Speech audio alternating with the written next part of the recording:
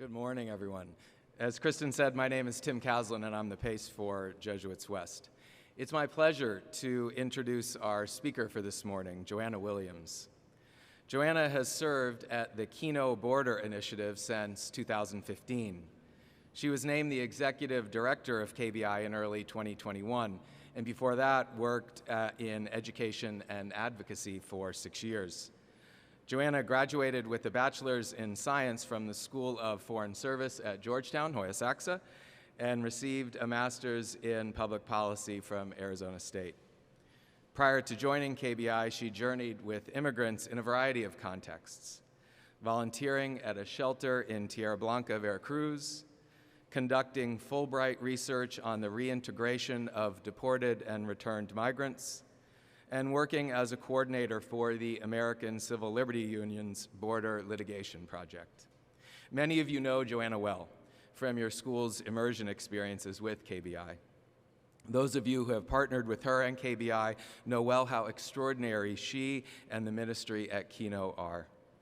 Ignatius tells us that love is shown more in deeds than in words, and what a remarkable example of love and solidarity Joanna and the good people at KBI are.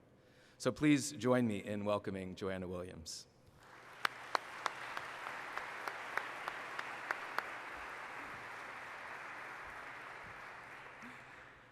Good morning. It's such a pleasure to be here with you all, and I especially want to thank St. Ignatius College Prep for opening us up in that space of prayer, for that invitation to radical listening with all of our 10 eyes. Because that is indeed what we need for this journey of walking with the excluded. We need radical listening in order to enter in to an accompaniment with people who are excluded, with people who live the reality of our culture of exclusion. We need that attentiveness and radical listening in order to experience conversion. And we especially need to stay grounded in that listening as we live our way towards countercultural hospitality. And when I think about this journey of walking with the excluded, the image that comes most readily to my mind is that of Guadalupe and her children. They live in a small apartment much like this one in Nogales, Sonora, across the street from the border wall. And her kids spend the entire day behind closed doors. They can't go out from their apartment. They can't go out from this little room and play outside like a normal kid should be able to do. And there's a lot of reasons that they're stuck behind closed doors. There's a lot of reasons that they can't leave this particular room.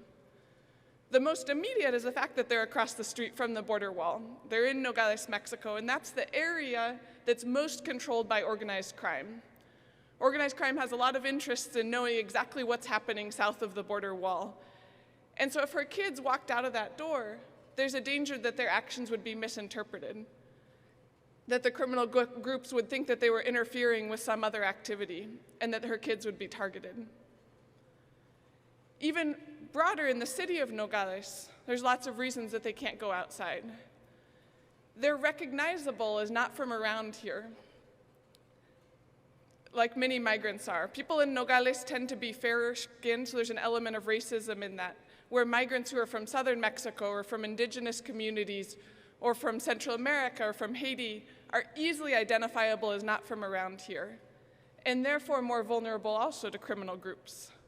In fact, when Guadalupe and her kids first showed up in the city, they were looking for a place to rent. They got in a taxi, asked the taxi driver for recommendations. He brought them to this apartment that he said that he knew the person who rented and they just needed to pay rent to him. It turns out 2 weeks later that the taxi driver did not know the person who owned that apartment, because in fact, it was a hitman for the cartel that owned the apartment, and the person that she was paying rent for was not the person that owned the apartment. But they were taken advantage of because they looked different, because they were excluded in Mexican society and in Nogales specifically. They can't go out from these doors because her middle school son runs the risk of being recruited by the cartel for that same reason, that he's seen as vulnerable, he's seen as someone that could be taken advantage of, that could be invited into this business. And there's economic dynamics too. There's plenty of places in Nogales that the family could live that would be safer for them than living across the street from the border wall. But Guadalupe, being a single mom, isn't able to get to support her kids, to have her kids in childcare so that she can then work. And being discriminated against in the city of Nogales, she can't obtain the same employment that a Nogalense would be able to. And so the only place they can afford is across the street from the border wall. If we go deeper into this social and political analysis, the reason that Guadalupe and her kids are in the city in the first place is because of the fracturing of criminal groups in Mexico that's displacing more and more individuals. I was speaking a couple of weeks ago to a family from Michoacan, and they talked about how much they used to love the place they lived. We used to go to swimming holes, we used to go out to parties, we used to enjoy the beautiful spot that we live in rural Michoacan. And the mom said to me, and now I won't even send my kid down the street to buy candy from this corner store, because all of that has been lost in this violence. 60% of the people that the Kino Border Initiative receives say that violence is their primary reason for migration. It's the primary thing that's displaced them from their homes. And so that's another reason that Guadalupe's kids are behind closed doors across the street from the wall. And of course, I'd be remiss not to mention that the United States has a role in this as well. Part of the reason that Guadalupe and her kids are stuck in Nogales, Mexico, is because the United States has decided not to accept people who are fleeing protection. They've decided to not allow any legal channels at the southern border for someone to walk up and say, I'm afraid I need protection, I need to be safe, and to then get access to some kind of safety.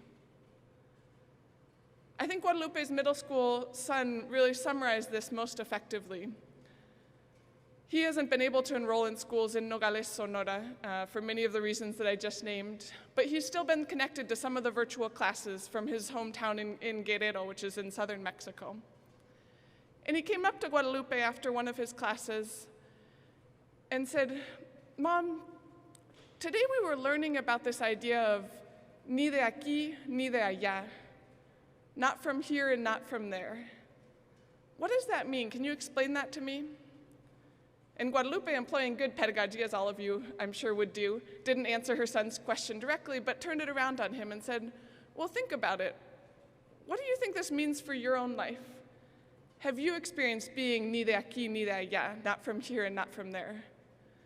And he said, well, I think what it might mean is, ni de aquí, we're not from here because we can't live here, because people are trying to kill us, because we're not safe, because we can't have a life here, because we're excluded and discriminated against.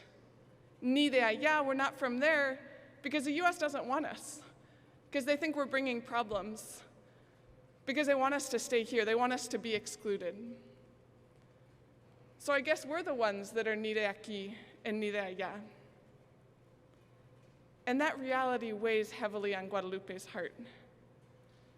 She believes that there's a world in which her son could belong, in which her son could be de aquí, de allá. And she fights hard for that world. In fact, the first day that Guadalupe arrived in Nogales, she showed up at 5 in the morning to the port of entry and walked up to the US official standing there at the port and said, my family is fleeing violence, I need safety, I need protection, can you please just hear us out? And the official said, no, the border's closed, there's nothing I can do for you, you need to go away. And so she waited there for the shift change, for a new officer to show up. And she went up to him and said, my family's in danger, can you please just hear us? We want to fight our case. And the officer said, no, you need to go away. And shift change after shift change, Guadalupe stood at the port of entry for literally the entire day from 5 in the morning to 7 o'clock at night, until the US officials finally called the Mexican National Guard for them to get Guadalupe and the family out of the port of entry and stop bothering the US officials. But Guadalupe believes in a day in which her family could belong. And I could give, another 6 talks on all of the political reasons that Guadalupe and her kids are behind closed doors. But I think today we're invited to an even deeper analysis. I would argue today that one of the reasons that Guadalupe's children are stuck behind closed doors is because we are also stuck behind closed doors. We live in what the UAPs call a culture of exclusion. Sometimes that culture of exclusion is represented in a physical wall, like the one across the street from their little apartment. We see those big, if you can see the wall, there's those big steel bollards, a big imposing structure of the wall. And those are the main elements of the culture of exclusion that we oftentimes see. That's the racism, that's the fear, that's the classism that perpetuates inequality. And again, I could give another 5 talks on that, but I think that those are the pieces of the culture of exclusion that all of us in this room are aware of. I've already heard many of you talking about how you're trying to invite students into reflection, into combating some of these big steel bollard elements of our culture of exclusion. So what I want to talk to a little bit more today is what you see on the right side of this photo. Because the thing is that this wall has been in Nogales for many, many years, ever since I first came to Nogales. But it used to be that you could walk up to the wall and you would see families on either side eating a meal together. You would see people hugging each other between the wall, holding hands. You might even be able to get in between those steel bollards and give a kiss to a kid on the other side. And then a few years ago, the US government constructed that mesh that you see on the right side of the photo. And that's where our culture of exclusion becomes all the more insidious. Because we know how to combat those big steel bollards. We might get frustrated about it, our students might not be listening to us, but we can see them and we can name them and we can work against them. But what about that mesh that underpins the culture of exclusion? How are we living that mesh in our own lives? Even when we think that we're working against exclusion, even when we think we're doing this work of justice and of reconciliation, I think sometimes we still perpetuate that mesh. Sometimes it's out of this desire for structure and for clarity. We want to eliminate ambiguity. We like for ourselves and for others to have a project. We like to be really clear about what's the box that Walking with the Excluded fits into. That's definitely a campus ministry thing. Oh, if you want to learn about that, go to the Service and Justice office. That's the box that it belongs in. When we invite students in, we say, oh, this is going to be a commitment. It's going to be 3 hours a week. These are exactly the things that you're going to do. Would you be willing to sign up for that? We invite people into spaces of discomfort, but we make sure that that discomfort is really nicely contained and digestible and under our control. And when really our invitation, as we heard last night from Father Gilles, is how can we live a deeper interior freedom in this walk with the excluded? A deeper interior freedom that allows us to give up a little bit of that control, to give up a little bit of the programmatic aspect of walking with the excluded, and to really be present with them. Sometimes at KBI, we've speculated, as you know, we have many immersion experiences that come down from many of the schools that are represented here. And we've thought about, what are the best ways that people could prepare for an immersion to KBI, to prepare for this very specific programmatic experience that hopefully invites them into walking with the excluded, would be to assign every student and every faculty member and every teacher to just go around in their community and talk to 10 people that aren't in the school, that aren't in their sports program, that aren't in their family, and to be present and to listen. Because that capacity to be present and walking is so lost and so devalued. It struck me a few years ago, I was sitting with one of these immersion groups in our shelter, listening to a woman share about her experience of migration and where she was. She'd been deported. She'd recently arrived in Nogales. And at the end of this conversation with the students, she said to them, I think it's really valuable that you're sitting here and listening to me. And I also think it's a little bit strange, because I actually lived in the US for 15 years. I worked at a fast food restaurant. I saw kids like you every day come into this restaurant. And for my 15 years in the US, I never had anybody ask me about my life. I had none of those students ever took an interest in me, ever wanted to know about my story. So why is it that you're here and you're not there? Because being there is giving up a little bit of power. It's giving up a little bit of control. It's allowing more ambiguity into that walking with the excluded. And I won't invite any of you into something that I'm not willing to do myself. You might think, oh, Joanna, she walks with the excluded every day at the Kino Border Initiative. That's her full-time job, is walking with the excluded, which is true to a certain extent. And when I'm at KBI, when I'm at our outreach center, I'm conscious that I'm always there in the capacity of executive director. That carries a certain positionality, it carries a certain power, it carries a certain structure with it, even when I'm just sitting at a table and listening to somebody. And so what I see is some of my real pastoral work of walking with the excluded is actually not at KBI. Some of my most pastoral work of the week is when I'm sitting in the waiting room with my daughter at our clinic for special needs kids, and I'm just getting to know the other families who are also waiting for their therapy appointments.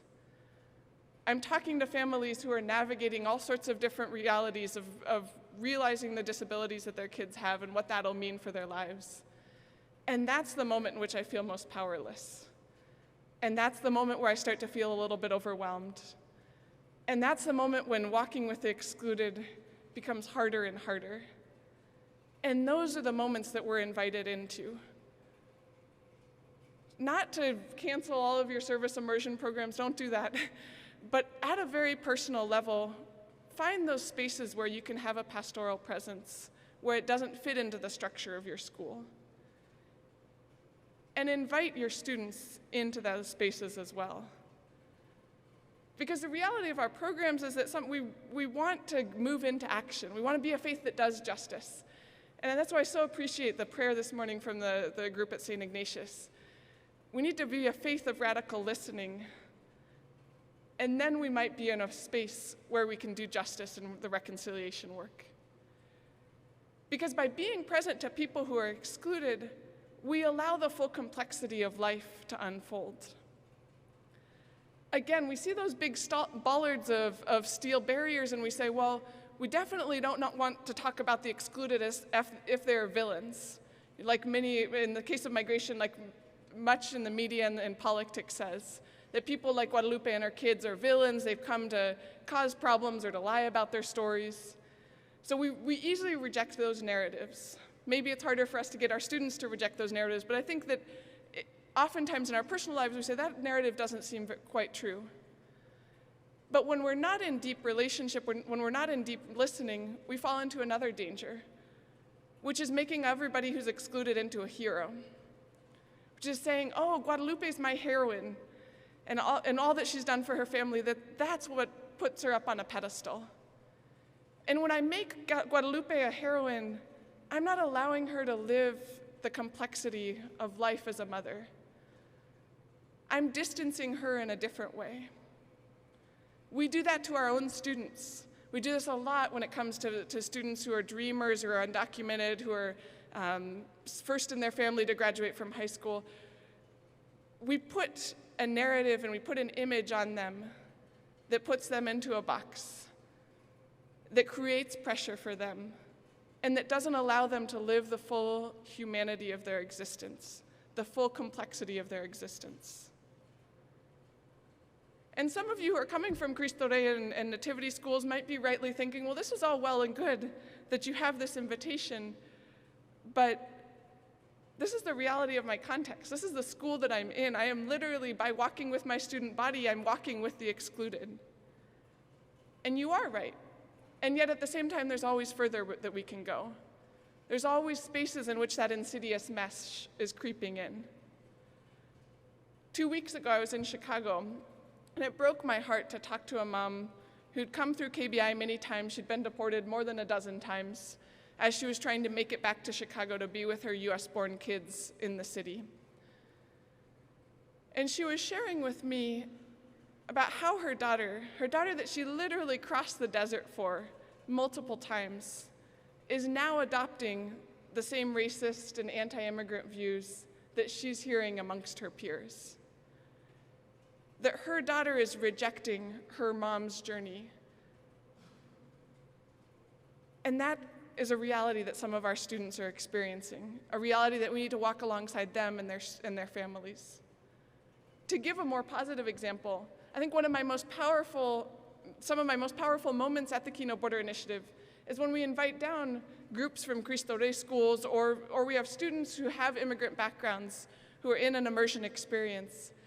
And by sitting down and talking to Guadalupe's kids, they come to understand their own journey and also feel invited and pushed even further to the margin in a way that makes them an even better advocate. And so this is a message for all of us. This isn't just a message for schools that think that they exist in more spaces of privilege. This is a message for our entire network. And if we're walking with the excluded, we're honest in some of this listening, we're cracking open some of those doors or creating a little bit of bigger holes in those mesh, then we can enter into a space of conversion. And conversion is really, really hard. Conversion is standing at the foot of the cross. It's a space of mourning, a space of repentance, a space of changing course that allows us to live beyond the culture of exclusion. Again, I won't ask anything of you that I'm not willing to do myself. To give you a little bit of context, so as I mentioned, there's a US policy that's called Title 42. That's what stops people from seeking asylum at the border. And the CDC in mid-April announced that they were going to end Title 42 on May 23rd. And the US government then entered into negotiations with groups along the border, including Kino Border Initiative, and said, let's do an exemptions process before the end of Title 42. So knowing that May 23rd, this order is supposed to expire, it wasn't really in the US government's interest to have hundreds of people stranded just south of the border because it would create more challenges in managing the situation. So they proposed and we accepted an exemptions process in which families like Guadalupe's would be processed in before the May 23rd date. And when they announced this to us, they said, so it's going to be about 50 or 60 people a day that we'll process. And our hearts were lifted. This was an extraordinary moment of hope and of joy, of saying, all of these people that have been at Kino for more than 6 months, they're all going to qualify. We did the figures, we looked at our population, and we said, this is the group that we think will make it in before May 23rd.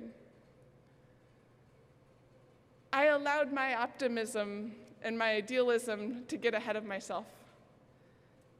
And it was never 50 people a day. It started out as 30 people a day. Then a judge in Louisiana made a decision and it became 15 people a day. And as we moved into early May, it became very clear to me that people that we'd promised would make it into the US were not going to make it in by May 23rd. And after May 23rd, who knew? It became clear to me that people had quit jobs, they'd moved the places that they lived, they'd managed their finances differently. They'd made decisions based on information that the Kino Border Initiative had given them, based on information that started with me, that was now not turning out to be true.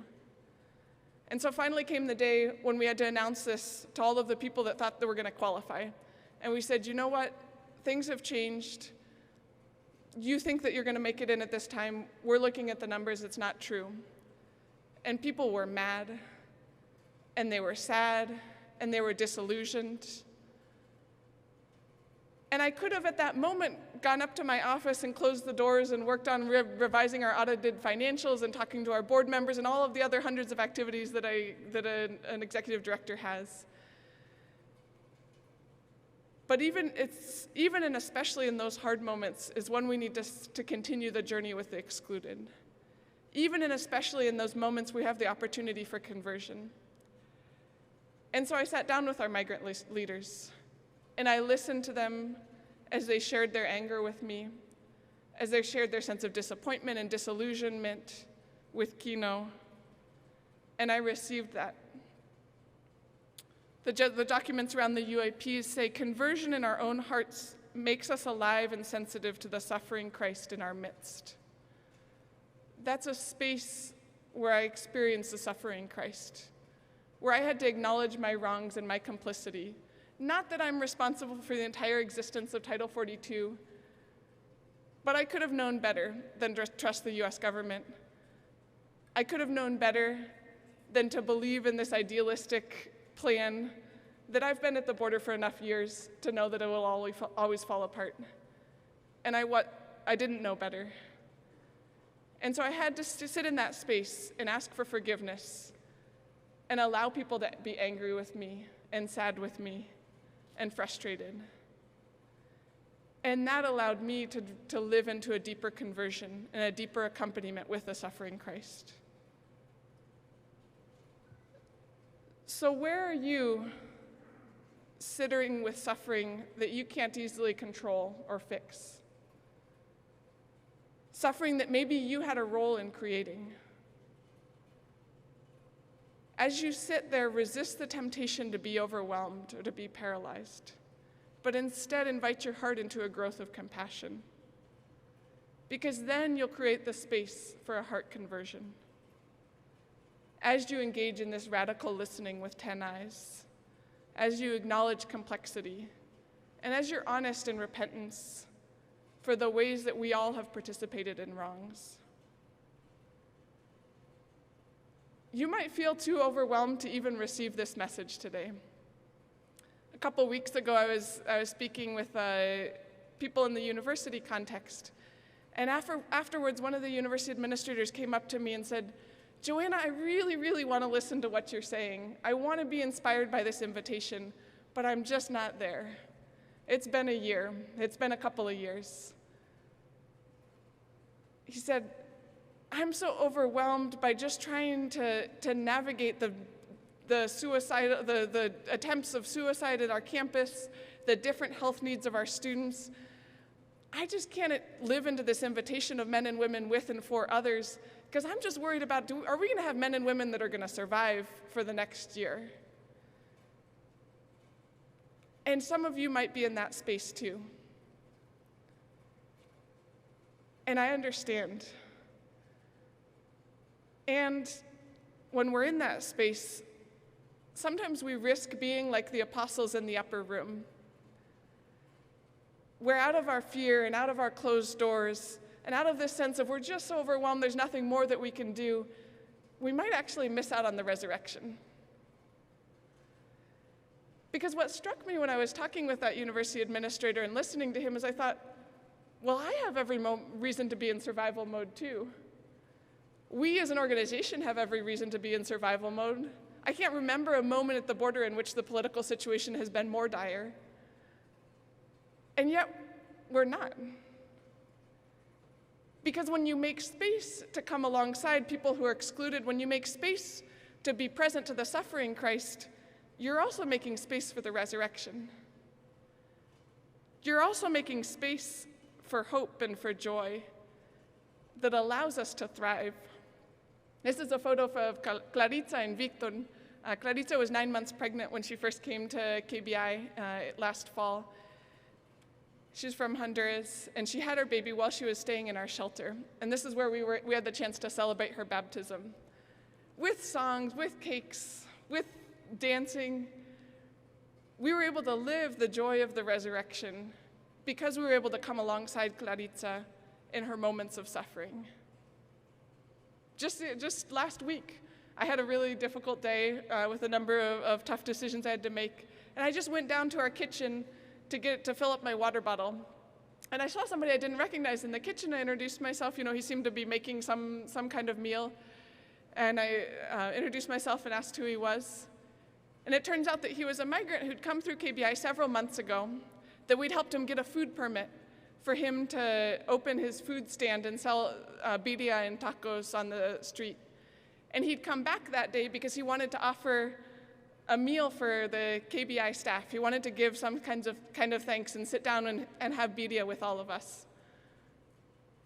So instead of going back to my office, I was able to sit with the rest of our staff and enjoy this wonderful birria, this wonderful moment of resurrection and of hope and of joy.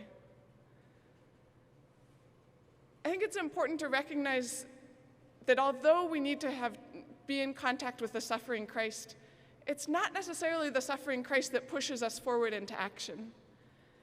It's rather our encounter with the resurrected Christ, with those resurrection moments of hope and joy that animate us towards creating countercultural hospitality. And the image the two images that are all combined in this one photo of countercultural hospitality, of reconciliation and justice that comes most easily to our mind at the Kino Border Initiative is first that of the Last Supper, of the Eucharist, of this sense of sharing the table together. And then the second is, some of the families dressed up before a posada, which is when we commemorate the journey of Mary and Joseph as they're looking for room at the inn. Because another moment of countercultural hospitality is when we welcome in Mary and Joseph so that they can bring Jesus into the world. Countercultural hospitality is more than just opening our doors. Opening our doors, that's the very first step. We already talked about that 10 minutes ago. Countercultural hospitality is living into spaces of co-creation.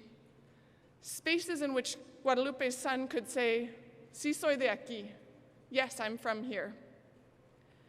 And sometimes we live countercultural hospitality through our actions of hospitality. Some of that is our programming. Some of that is the way that we reach out and that we create campuses of hospitality. In the migration space, we have a beautiful opportunity to engage in this that you might all want to look into afterwards. Jesuit Refugee Service, together with KBI and ISN, has launched a migrant accompaniment network that allows people in communities around the US to sign up and say, I want to be a faithful friend and a faithful accompanier. If there's a migrant in my community, I'm the person to call, not because I have all the answers, not because I am an expert in navigating all services, but because I'm willing to show up and to listen and to walk alongside this person as they make a life in the US. So you can look up information about that on the JRS website. But creating co-creation of spaces of countercultural hospitality is more than just actions of hospitality. It's also the grace and the challenge of receiving hospitality. It was just May 10th, which is Mother's Day in Mexico. I showed up to our aid center and ready for a full day of work. It was 8 a.m. And some of our migrant leaders were at the bottom of the stairs. And they stopped me and they said, Joanna, we made you all tamales. We want to celebrate Mother's Day with you, so we made you tamales. Can you all sit down and have tamales with us? And I looked at my watch and I said, oh my gosh, 8 a.m. Like 9 a.m. is when we serve breakfast, 10 a.m. is when all the other services go online. Who knows what state the eggs are in at this point. This is literally the worst moment of the day for us to stop and for us to have a meal together. And so, paralyzed by indecision, I turned to a couple of our staff and I said, look, they got tamales for us. What are we supposed to do? We're supposed to be serving them a meal this morning. And they show up and want to offer us tamales. And Bernie and Victor said, well, let's sit down and have some tamales. Let's sit down and receive hospitality. Let's allow people to flip the script on us. Again, it's not about our program. It's not about our structure and our control that we've developed. It's about sitting down in spaces of co-creation, and that requires deep interior freedom. Freedom that I did not actually have at that moment, but fortunately other people on my staff did, and we were able to work together in that hospitality. And ultimately, if we're walking in this mission of justice and reconciliation, creating spaces of hospitality, of this countercultural hospitality, requires also being conscious of and using the dynamics of power in our community.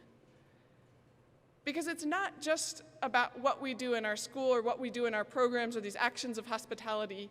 It's could we create a community and a society of hospitality? And in order to reach that, we need to leverage our power. Last year, we were trying to make public statements around welcome for asylum seekers, to change some of the narrative in the US and to push political leaders towards more attitudes of welcome. And San Miguel, which is a Cristo Rey school in Tucson, wanted to participate in this campaign. It was a banner drop campaign around the country. And San Miguel wanted to participate, but they're kind of out of the way. They're in South Tucson on residential streets, and they said we could put up a banner at the school, but pretty much just the students and the teachers are gonna see that banner, maybe the parents.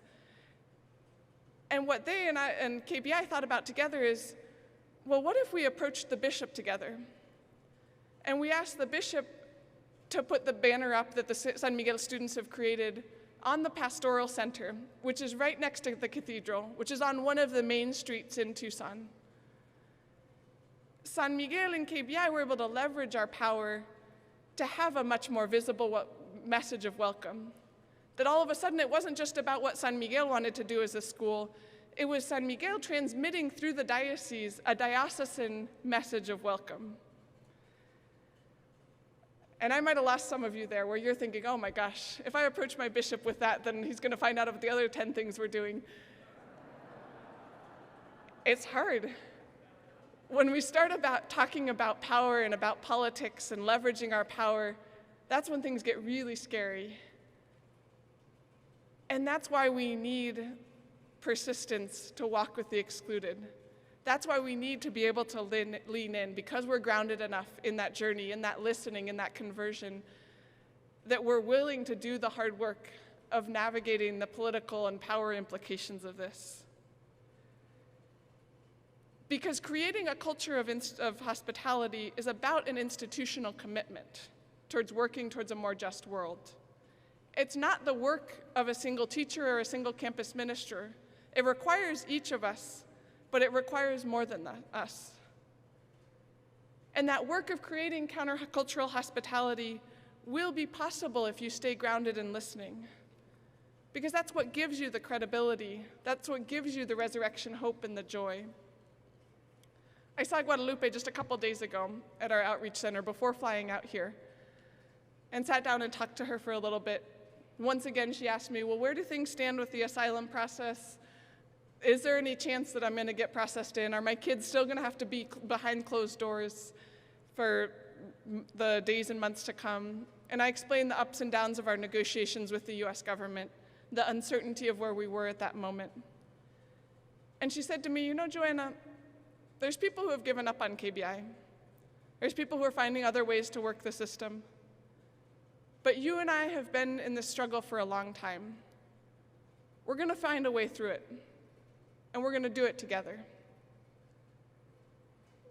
I believe in a world in which Guadalupe's kids can go outside and play. I believe that each one of us can be part of a creation of that world. I believe that we're gonna find a way through it, and I believe that we're gonna do it together. Thank you.